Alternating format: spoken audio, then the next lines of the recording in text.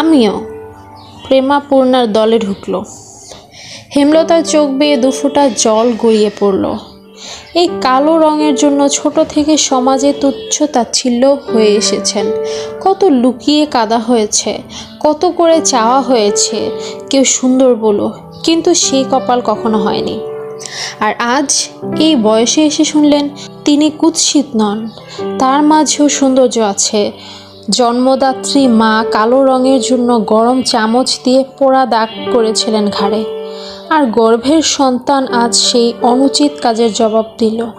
আল্লাহর সৃষ্টি কেউ অসুন্দর নয়, সবার মধ্যেই সৌন্দর্য আছে, যা ধরা পড়ে শুধুমাত্র সুন্দর একজোড়া চোখে। নিশুতি রাত, চারিদিকে ঝিঝি পোকার ডাক। হেমলতা চোখ খুলেন, হুট করে ঘুমটা ভেঙে গেল। ষষ্ঠ ইন্দ্রিয় ইঙ্গিত করছে কোনো ষড়যন্ত্রের। লাহারি ঘরে ডান পাশে দুজোড়া পায়ের আওয়াজ। হেমলতার বুক কেঁপে উঠল। তিনি দ্রুত উঠে বসেন। দুই চৌকির মাঝে পর্দা সরিয়ে দেখেন পদ্মজার অবস্থান। পদ্মজাকে ঘুমাতে দেখে আটকে থাকা নিঃশ্বাস ছাড়েন। পায়ের আওয়াজ একদম পাশে শোনা যাচ্ছে। হেমলতা তীক্ষ্ণ দৃষ্টি নিয়ে ডান পাশে তাকান। গাঢ় অন্ধকার ছাড়া কিছুই দেখা যাচ্ছে না, তবুও তিনি তাকিয়ে আছেন।